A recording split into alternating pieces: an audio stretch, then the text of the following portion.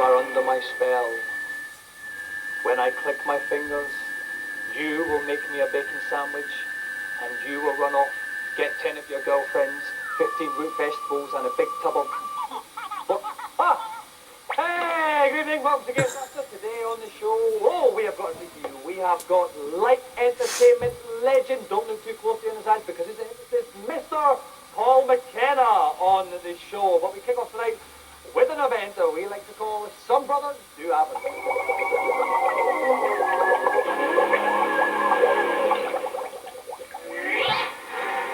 I have always felt that Sonic's reputation has a bit of a softness, with a little unfair.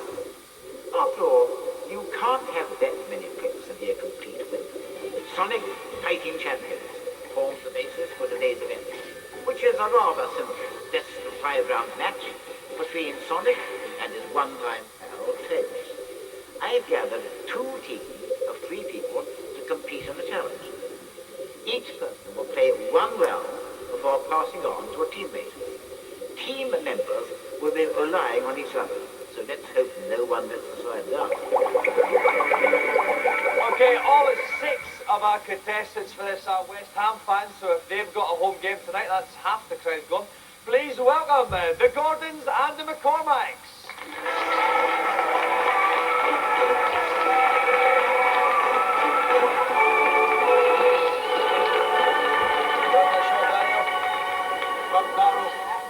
You come and stand there, wee pal. Right, Lewis, Craig. Welcome to the show, wee Dino. Now, first of all, Daniel Gordon, tell us a bit about yourself and your brothers. Yeah, well, we like football and playing computer games like S.W.A.R.M. He likes all the comics and the X-Men and stuff. Yep. He just likes the computers and McKenna. Who is going to be the weakest one in your family? It's a kind of family against family. Who are you worried about? You're worried about Darryl, yeah. Right? Is he the worst gamester out of you? Yeah. Okay. What do you feel about that, Darryl? He's the worst, I'm the best. Okay. Well, you're already fighting amongst yourselves. It's a good start. Okay, let's go with the McCormacks. Lewis, tell us a bit about yourself and your brothers. I'm Lewis, this is Craig, and this is Dean. We all support West Ham. Craig likes food. Dean likes this girl in his class called Grace Wallace. Do you? What's nice? What do you like about Grace? Nothing. It's just one of those loves like that. It just comes inside your head and you can't really explain it. Would you like to go out on a date with Grace? No. No, you wouldn't. You don't like her at all. Yeah, No. but just wouldn't want to go. You wouldn't want to go out with her. You want to wait. You want to leave her a couple of years. You softly catch your monkey. Take it from me, Dean. That's the best way to go. Okay then. Right. Best of luck. While we get sorted out for this sibling situation, we'll take a look at today's news.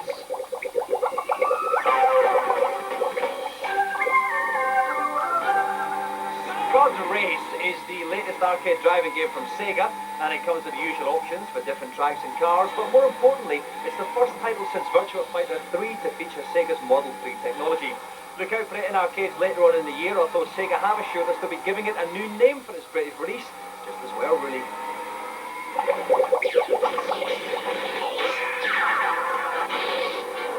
Mars Attacks is the new movie from Maverick director Tim Burton.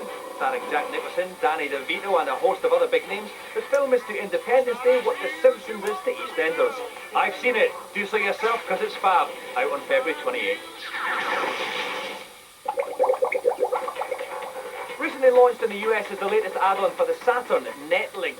This $200 box allows you to connect to the internet and fritter away your life browsing web pages, sending email to the other X-Files anoraks, or best of all, playing special network versions of classic games like Sega Rally. It's currently only available in Japan and America, and whether it's released over here remains to be seen.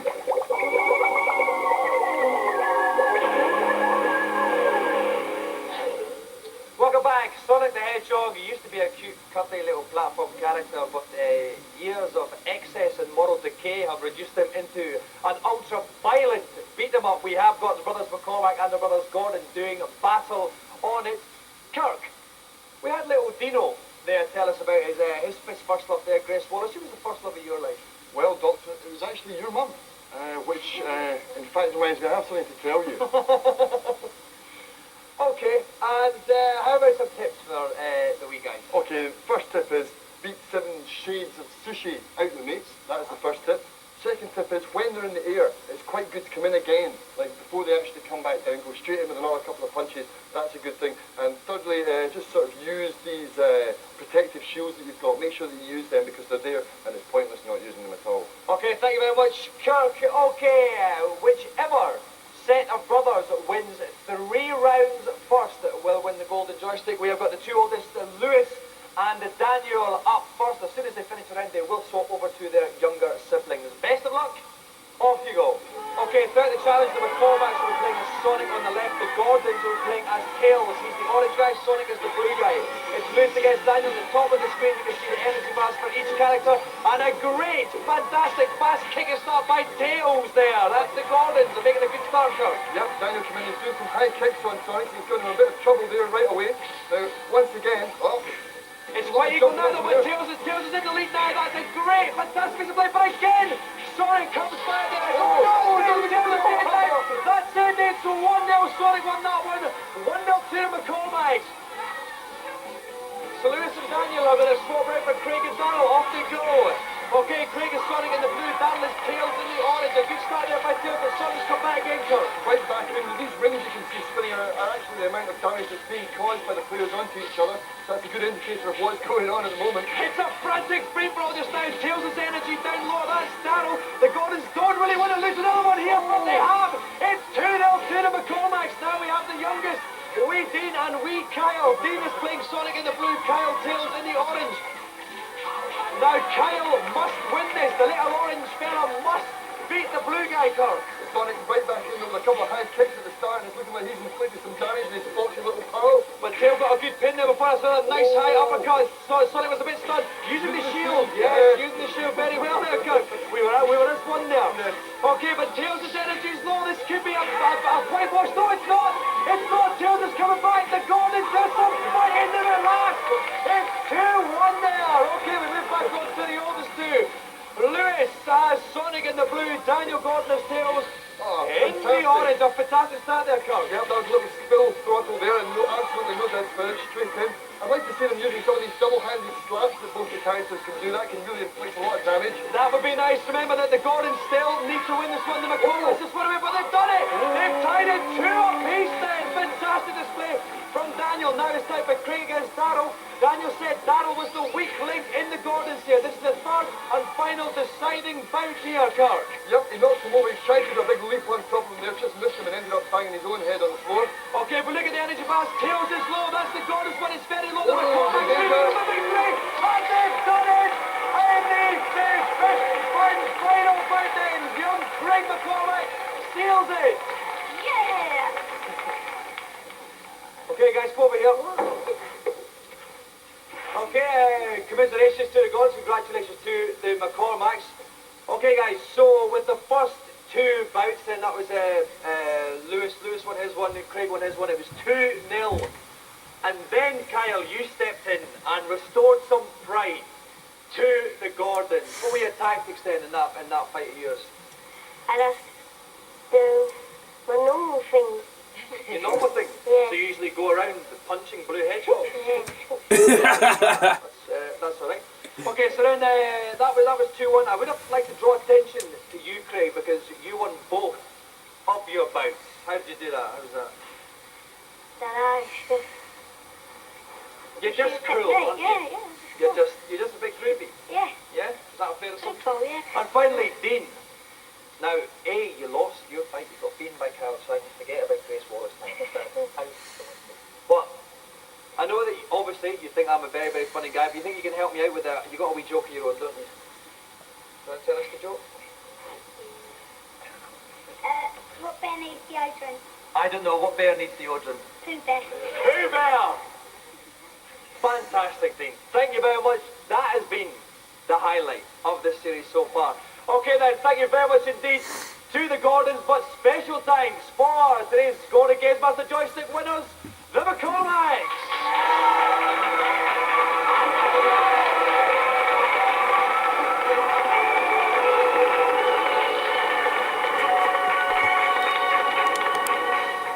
And while little Dino and I sit down and write the remainder of this series of Games Master, we'll go through today's reviews.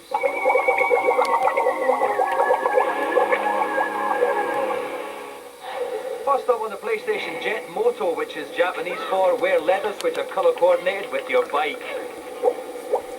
One special feature is the magnetic grapple. You can hook onto certain poles and spin around corners at amazingly high speed. In one player mode you have 10 different tracks to race around with 20 opponents at once. Firstly, it's got split screen mode. Now, we haven't seen an awful lot of that even on the best of the driving games like Wipeout 2097. And the graphics are incredibly well defined. It's an awesome game, and I'm telling you, it's going to be the next biggest PlayStation release.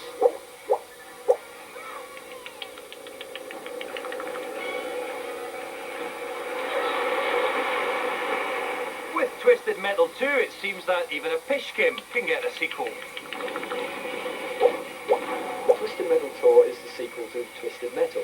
Very, very similar in that you pick a ridiculous car with very, very big weapons and you drive around one of the interesting scenarios, destroying your opponent. Yes, I'm afraid it is a little tad boring. Certainly when all you get to do is drive around a bit and shoot each other. It looks really great, but it just doesn't have the sustaining gameplay I think a game like this would need. And if you're scared of Rick's campness, you can run away and hide on the Games Master webpage. There's details of lots of stuff. Okay, coming up in the second half of the show, Paul McKenna is our special guest. Or is he? Technically, he could just be making me think that he is. At any minute now, I'll take all my clothes off and start clucking like a chicken. Ponder the moral ramifications of this act during this commercial break.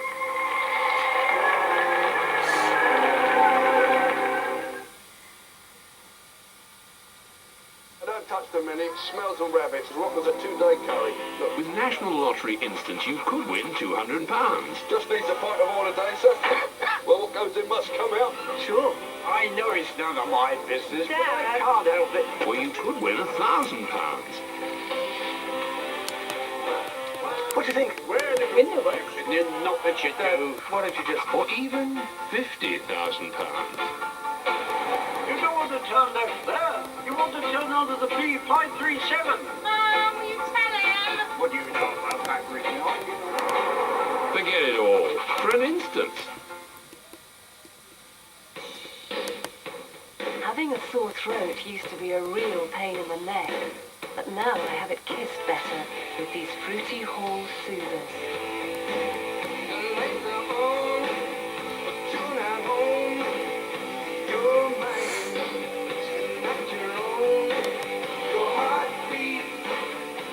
Have your sore throat kissed better with Hall soothers.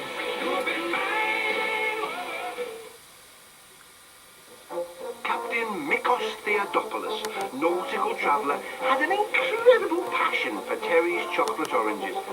However, in high seas, the chocolate orange proved somewhat difficult to handle. Then, on one inspired day, Mikos hit upon a novel idea. He laid the segments of the orange out flat, thus solving the problem. The chocolate orange bar was born. 6 segments of Terry's chocolate blended with real orange, which is now enjoyed by travellers all over Britain today. Everything you love about Terry's chocolate orange in a bar. The best of Acid Jazz 2. 40 vibes, 2 CDs, 1 essential album. The best of Acid Jazz 2.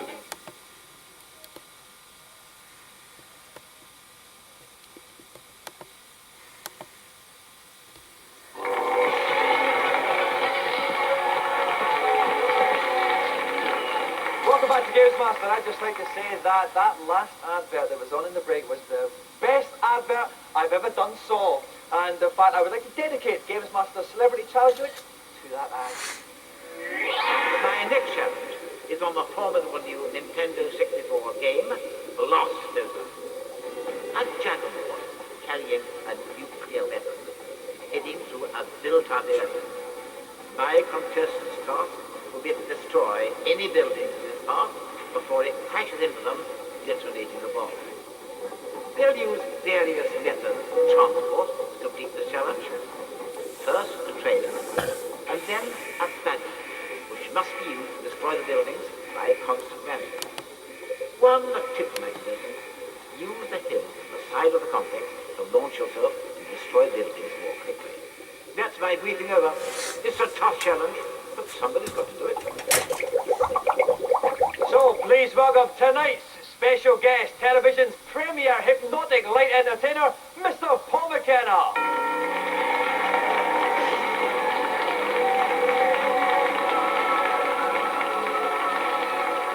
Welcome to the close-up, Johnny. Now, Mr. McKenna, I'm sure we have a lot of people watching themselves would like to be hypnotists. How did you become a hypnotist?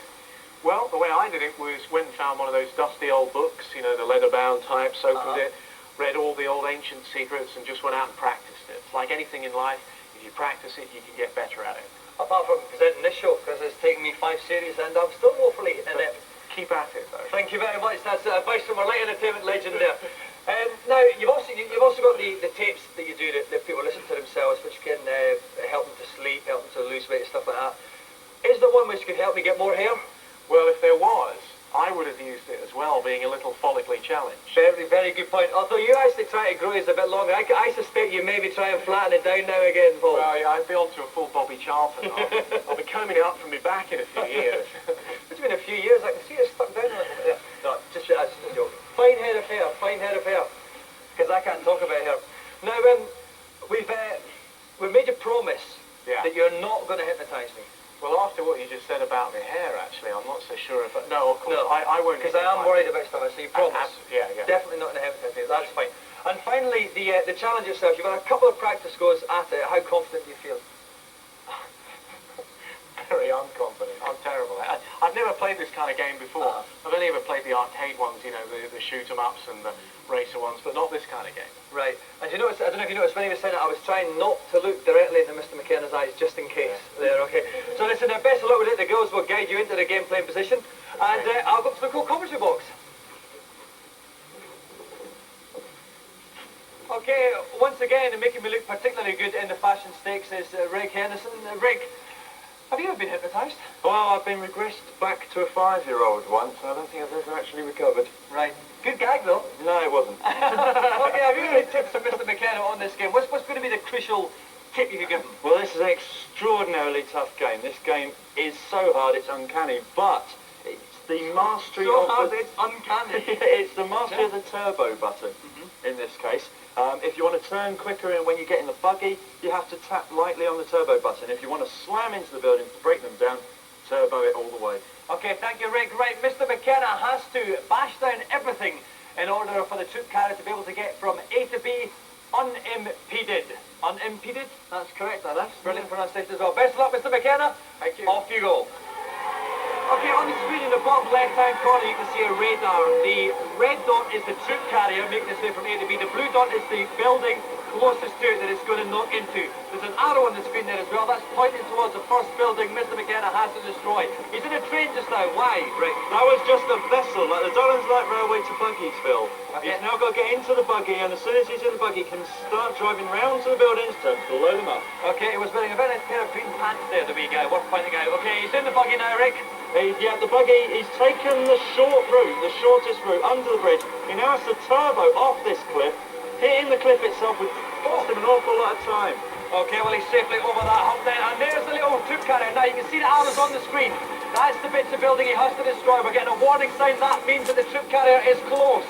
This first building is the first imminent danger. He has to destroy this first. It's like Tony Adams in a neighbour's garden. Okay, has he destroyed enough for it? There's still a little bit left of it. A little bit. I think it might just clip the side of the rest of the building. Yeah, the arrows are on the next building now. Okay, presumably the longer kind of run-up he's got, the more damage he's going to take off of it. Right, the best way to actually get these pylons is to drive up the bank and turbo off the bank straight into them. Okay, we're getting a collision imminent thing. I think so. I think he might have just got that. No collision imminent, it's still there. You can't see a trip kind of a ring, and it could be just about to bang into something. He's got that huge fish. There's a pylon behind him. A pylon behind him. He's going to get that. That's gone. He has got the offset down the way, but he smashed right into his own trip carrier. Not advisable, and that means Mr. McKenna's challenge ends in failure.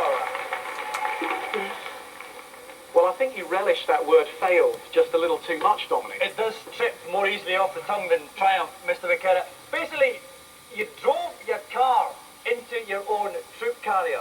Now, that basically makes it one of the most appalling displays of game ever seen on the show. You think it was that bad? I thought it was absolutely atrocious. You sure? I have never seen a display of games playing worse than that. It was so brilliant. Thank you. You coped with it admirably. I mean, was it difficult for you at all? You seem to Natural breeze talent. through it. Yeah, just, natural talent, really. Are you good at a lot of games? Yeah, of course. I'm considered one of the best in the world. And, oh, by the way, can I have that 20 quid you owe me as well? Yes. Oh, thanks. Thanks very much, Mitch. Well, I mean, I am just in awe of your sheer games playing brilliance. And to celebrate this fact, one of the most fantastic celebrities we've ever had on the show, the Games Master Golden Joystick goes to Mr. Paul McKenna.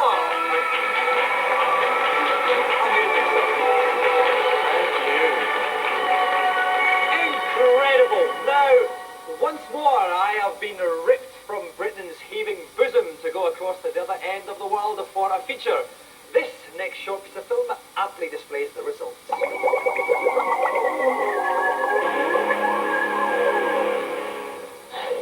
It's cold, it's overcast, it's wet, but I'm still wearing shades because we're in Los Angeles at the Jurassic Park ride, technically the most advanced ride in the history of the world.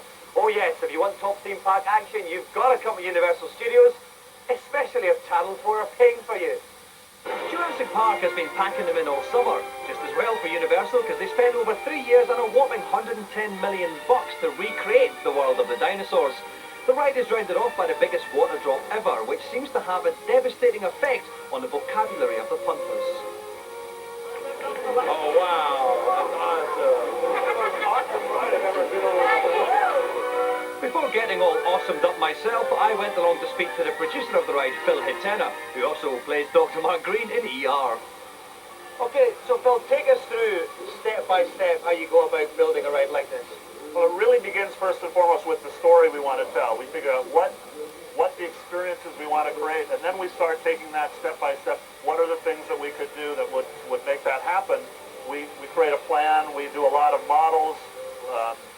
Get a lot of crazy people in one room all together and throw out ideas, and then start working with engineers to see what's possible. And once we kind of get a rough idea of that, we literally start doing mock-ups of the different elements. We'll build them sometime at scale, sometimes full size. In fact, the drop here was built full size in the Netherlands where our ride system was constructed, and we went over and climbed up a high stair tower, took a boat with a crane, dropped it on the top of the scaffold, and pushed it off the edge. I rode it just to make sure it would feel the way we wanted to. So, obviously you're going to test these things to make sure they're safe and everything like that. Is that where the computers come in? I mean, you kind of have to test it out like that, first of all? We use computer simulation for all kinds of things, both safety, basic engineering things, and then computers are a very key part of just mocking up the story elements. We use computer animated storyboards just to make sure we understand from the audience's point of view what it's going to look like. So have you ever lost anyone on the ride? As long as we keep the dinosaurs well fed, we haven't had any problems yet.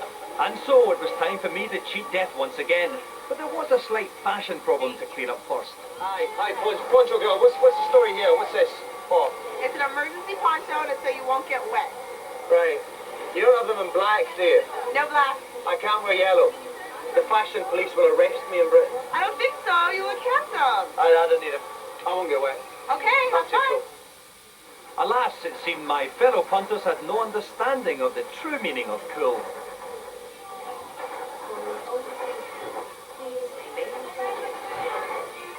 It's Attack of the Killer Mutant Yellow Poncho people! I'm not gonna get wet at all. Welcome to Jurassic Park. First bit of dinosaur action over there. You see how we go? Hey! He just dropped on me! They're dropping on me! It's like being at a Millwall football match. It's very dark now, but I'm still wearing shades. Oh, I can't see a thing! Oh no, something's gonna happen here. I think this is the big drop. Oh no. Ah, big dinosaur action!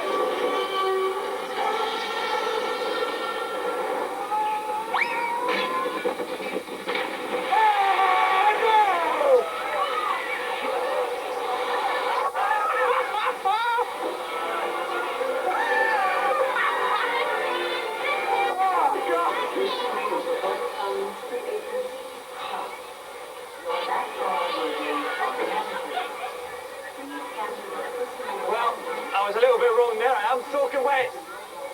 But at least I'm still cool. Okay, before we all go tonight, I would like to thank Mr. Paul McKenna again, not only for coming on the show, but also being such a fantastic games player. And what do you think about that? I'll leave you with another thought. If the family is the centre of 20th century culture, why do mine keep moving house without telling me? Good night. Rumours are abounding in the television industry that Chief Executive of a channel called Michael Braid is going to have the Games Master webpage as a leaving present. Catch it while you can.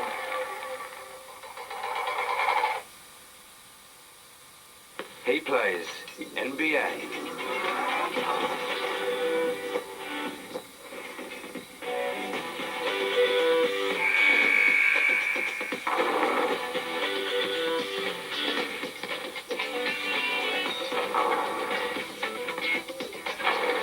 Nothing but net. You'll be watching NBA Jumps Off, Sunday 11:20 on 4. Dawn's trying to pick up the pieces while Jambo has romance on his mind. Mixed emotions in Hollyoaks, next on 4.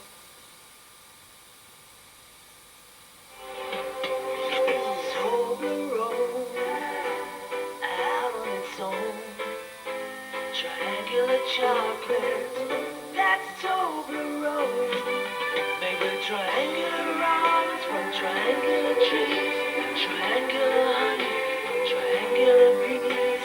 And oh, Mr. Confectioner, please, give me Toblerone.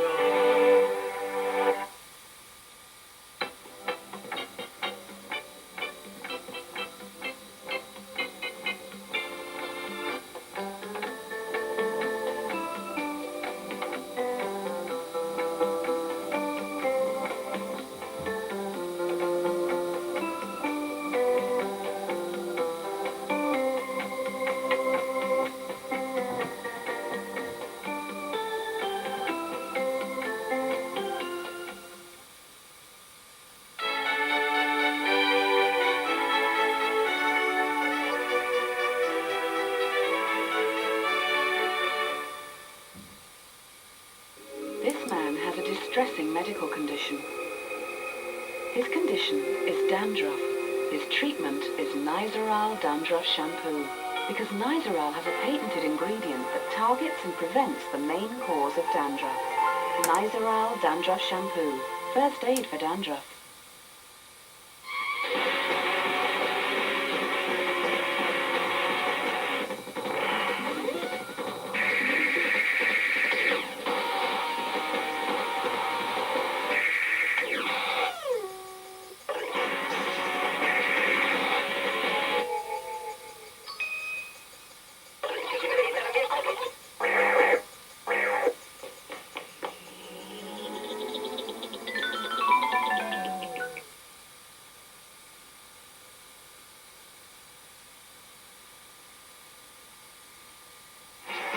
Witness the powers of positive thinking. Try again, very quickly. You're a winner, sir. Mr. Train. And welcome good fortune into your life. He's been watching the test card since he was 6. Hey! That's a last chance lottery. Saturday at 9 on 4. Hello. You're watching television.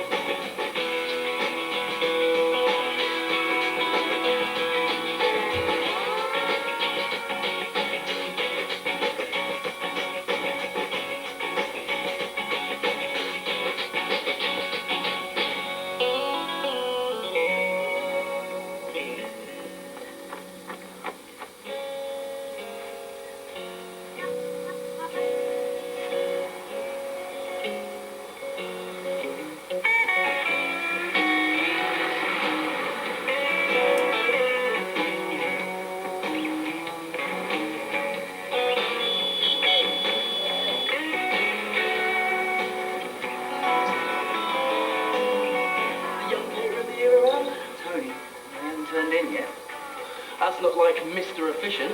He's been letting things slip a bit lately. His other interests have been getting in the way. Julie and sandwiches. You know what he's like. No unauthorised personnel to enter kitchen space. Yeah. Right. Just come to see my mate. Can I borrow your bike tonight? Mine needs fixing. Come over to apologise for not turning up last night. Oh, yeah. I'm sorry about that. It's just, I had a chance to go and see Mandy, and my parents are away for the night, and had the place to ourselves. It's a real consolation. No, I said I'm sorry about it, and, well, you can't have a grudge against me just because I've got a girlfriend and you haven't. Everyone's got a girlfriend except me. Last night I stood outside the multiplex for an hour. Felt like a riot plank. Every guy in Chester paraded past with a beauty on his arm, laughing at Billy No Bird here, waiting for his so-called babe. Oh, come on, it ain't that bad. It is. I feel as if I've got a big sign permanently above me saying, can't cop off. Oh yeah, look. It's not funny. It's nearly Valentine's Day, and the way it's looking, I'm going to break my New Year's resolution if I don't find a girl by then. Mm-hmm. What about Cindy? I don't call being insulted all night a date, and you're still not forgiven for that Chips for Sex article you wrote for the magazine. You still owe me. I want a word with you.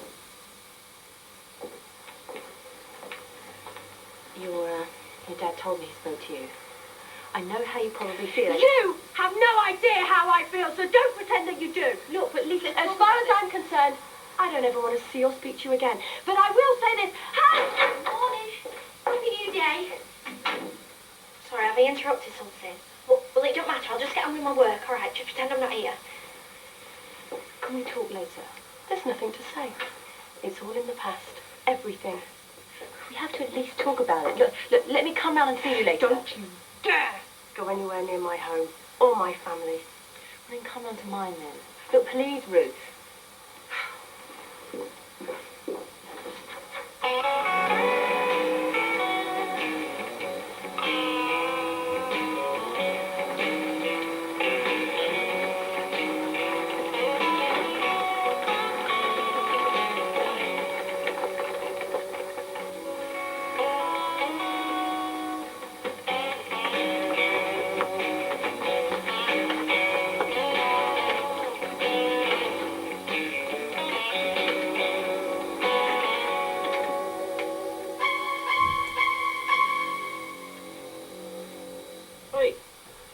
Time at work these days. You did all this?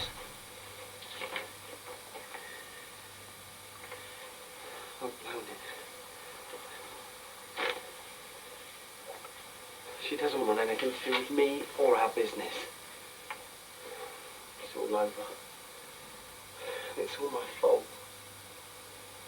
At least I know Bruce isn't some kind of Jekyll and Hyde like you.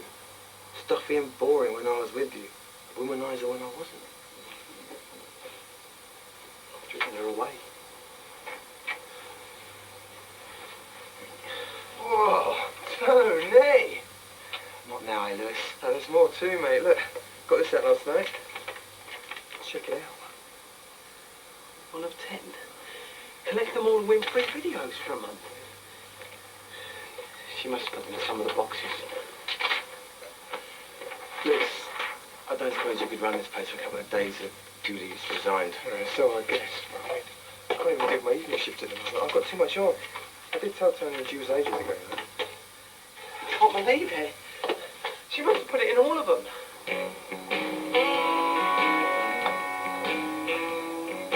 Peter!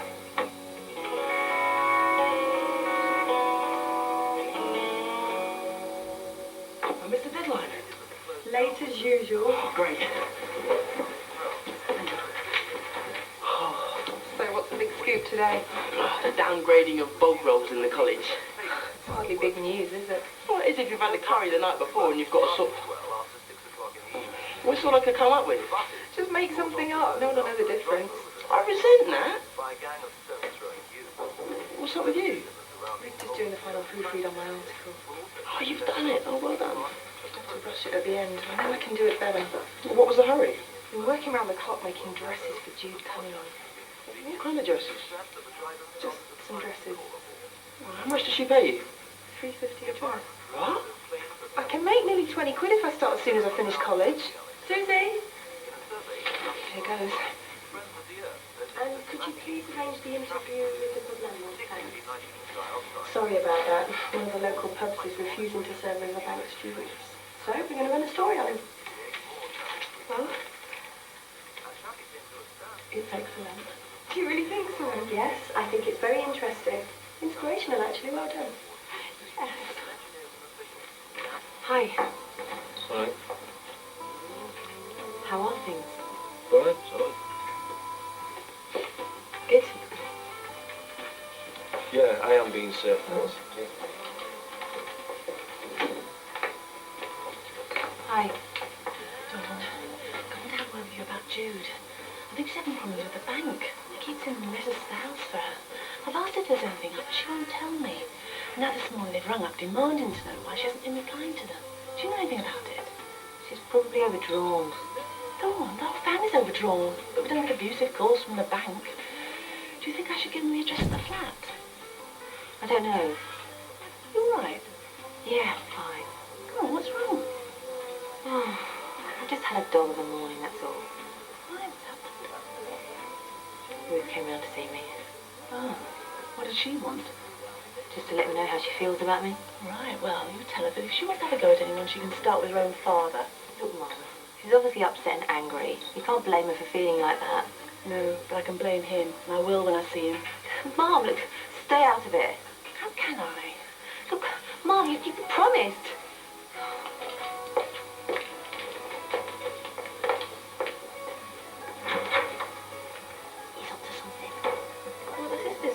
Well, how's the world going to go round if everyone keeps everything to themselves? So come on, I want to know every detail. It was really nice. That was as sweet as ever. It was really relaxed, just like going out with a mate. Ah, but mates don't try and maul you at the end of the night, do they? Neither did Beth. Are you sure it was a proper date? Well, yeah. I mean, I suppose so. But he acted like a gentleman, you know. Didn't try anything else. Are you sure you weren't just going out like mates? Well, I just think he doesn't want to rush things. So what are you going to do? Are you going to throw yourself at him? You know, let him know that you're his? Oh, what, the technique that proved so successful for you and Kurt? All right. But you've got to do